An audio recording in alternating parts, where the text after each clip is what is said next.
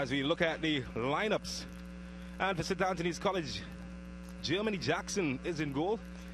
Russell Francois, Ruben Brosco, Mordecai Ford, Joachim Callender, Jean-Marc Thomas, Jeremy Bob, Anthony Samuel, Jaime Prescott, Keyshawn Hutchinson, and Devore Thomas make the starting lineup. And as you saw earlier in our broadcast, they are coached in the dugout by Ronald Daniel.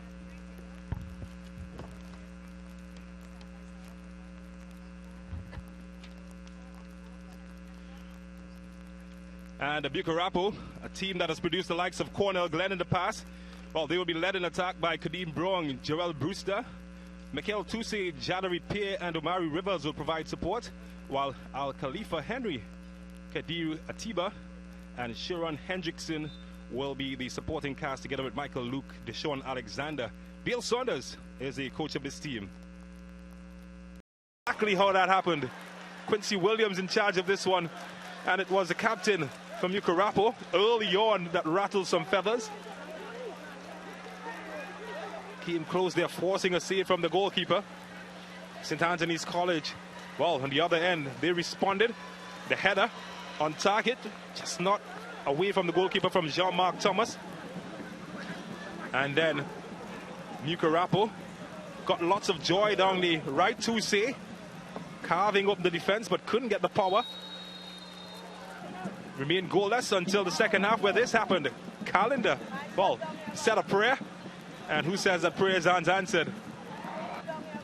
Well, they never told it to that man. Right to the goalkeeper, and that was the opening goal of the match. Callender putting them ahead. But there was more to come. Never lay down. Harley had an opportunity, but Jilman Jackson, he was solid as a rock, cutting out all of the danger. Mucurapo pressed on. Toussé tried to open some doors with his dribbling, but he didn't get the necessary support to put it on target. Pierre just missing his mark. And then St. Anthony's College, Alan Wilson right, combining with this man, Crovador, opening up all sorts of passages, and dubious defending, and it meant that Jeremy Bob was able to spin his way and put St. Anthony's College 2-0 in front. If you're a betting man, you'd have thought it was all over.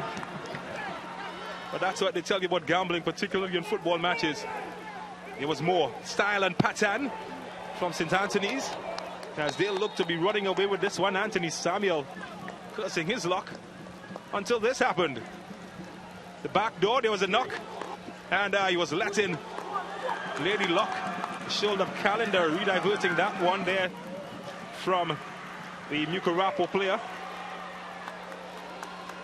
And they huffed and puffed again, but it seemed almost wishful thinking to think that they would get back in the match. But luck was their friend. A handball in the area at the last kick of the game, and that opened up a passage for Mucurapo. And well, when you've got the passage, you go the full destination to the back of the net. The captain putting them level with virtually the last kick, Atiba Kio. Then it came down to the shooters, the only kind of shooters that we endorse these days. And well, from the spot, perfect. They missed one, and they thought it was all over for them, but they like Cinderella tales, don't they, Mucurapo? They fought all the way back, and then the pressure was piled on St. Anthony's College, who were perfect at the time. But bad luck, well, it curtailed that perfection, and the pressure was right back in this fixture. And it meant that Mucurapo would go on to be, well, move on to the next round. Joy, jubilation, excitement as they will progress. Let's see what the numbers say, though. We've seen all of the emotion. And East Mucurapo, when you look at it, though, they do lead in terms of shots, 16-4. Shots on target, they were a bit better as well. Yellow cards, well, they lead in that department as well. Pretty even after that when it comes to corners and saves. But it's the score on top that says that they win 7-6 on penalties after a 2-all scoreline. Well, they say statistics are for mathematicians and nerds. It's human emotions that we like to see, and Siobhan as a human being with her as she gets some reaction.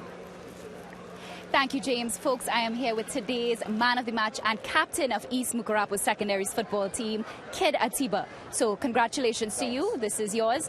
First off, Kid, we want to know, what was your mindset going into today's match? Well, it was always hard work.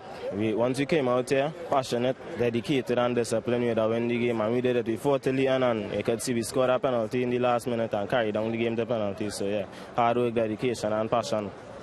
So as you said that today's match was so close that went straight into penalties, but you guys still came out triumphant. So you're moving on into further on in the Intercol tournament.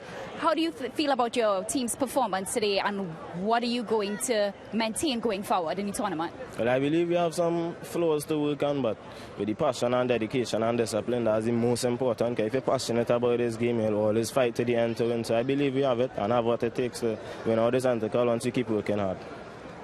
Thank you very much, Kid. All the best to you and to team. And right now, we're going to throw it over to Brent, who is with the coaches right now.